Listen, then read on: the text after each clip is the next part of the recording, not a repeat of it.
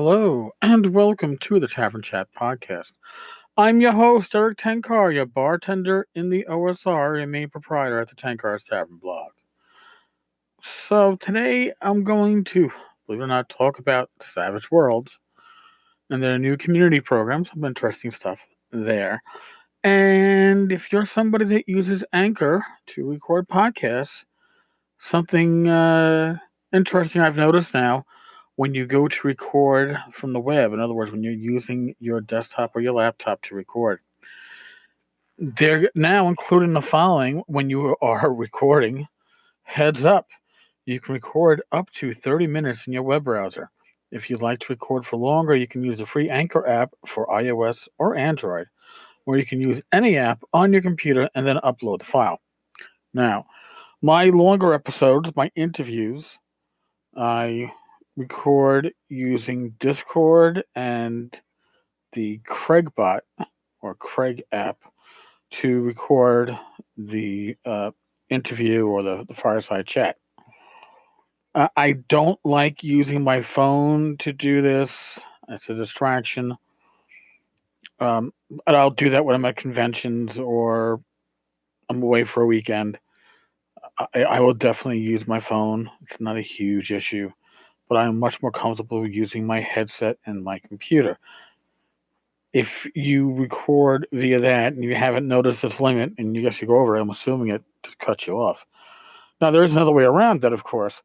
You just put in breaks in your podcast instead of recording for, 45 minutes straight or whatever it is that you normally would do or your potential is to do. Give yourself a break around 20 minutes and start a new recording. It doesn't say you can't do that. I can't see any reason why that wouldn't work. So, just throwing that out there. Again, I find it interesting.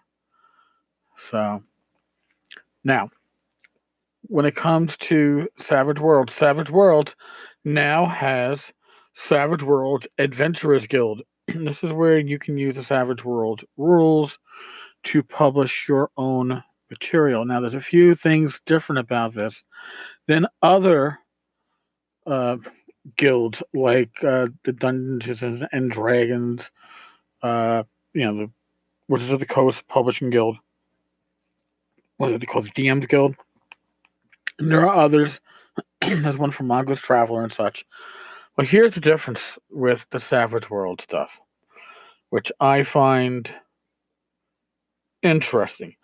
Here's a quote. Unlike other community content programs, creators retain the rights to the material they publish. If you want to borrow from another creator's work, you must get their permission first and kindly give them credit for it. All right. Pinnacle provides a style guide, logos, templates, and other artwork you may use in your content. If you use other work, they're assuming that you have paid for the right to use it. If not, get removed from the program. Not a surprise. Here is what I do find interesting.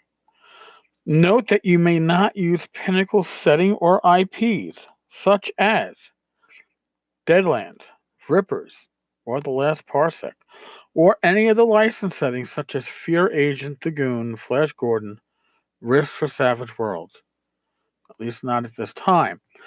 That means that it's a little limiting.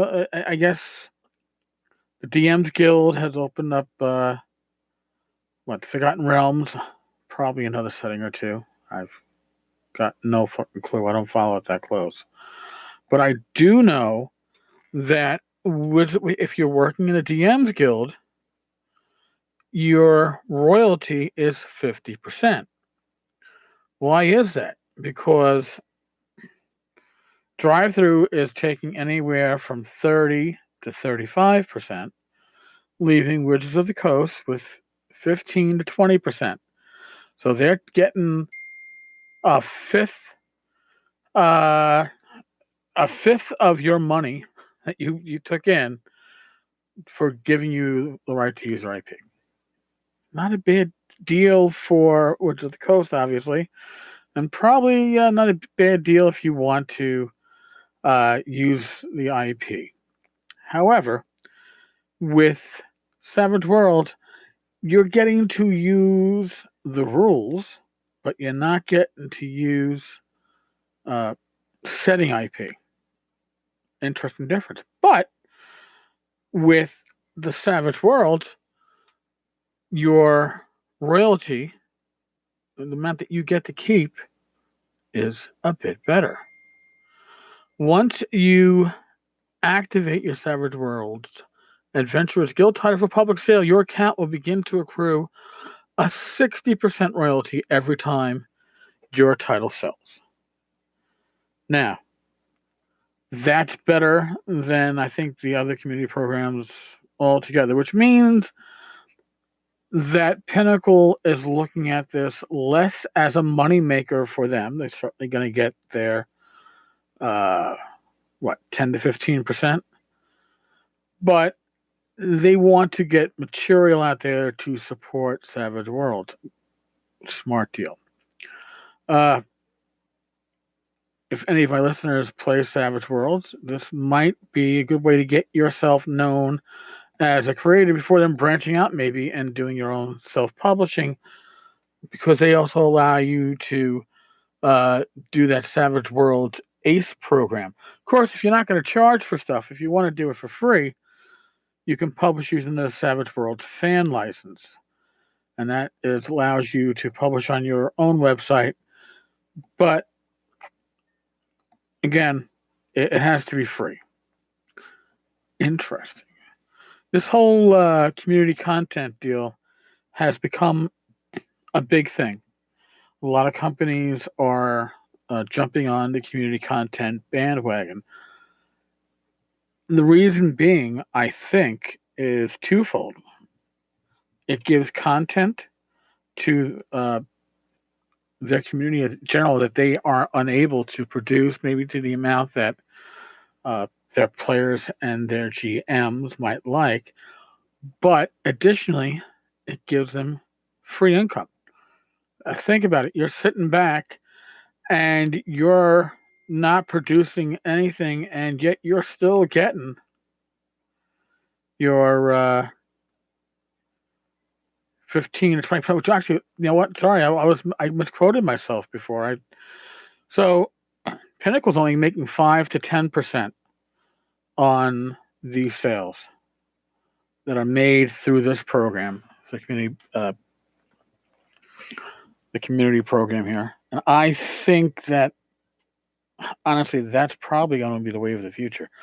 If you're going to create, you want to get the most bang for your work.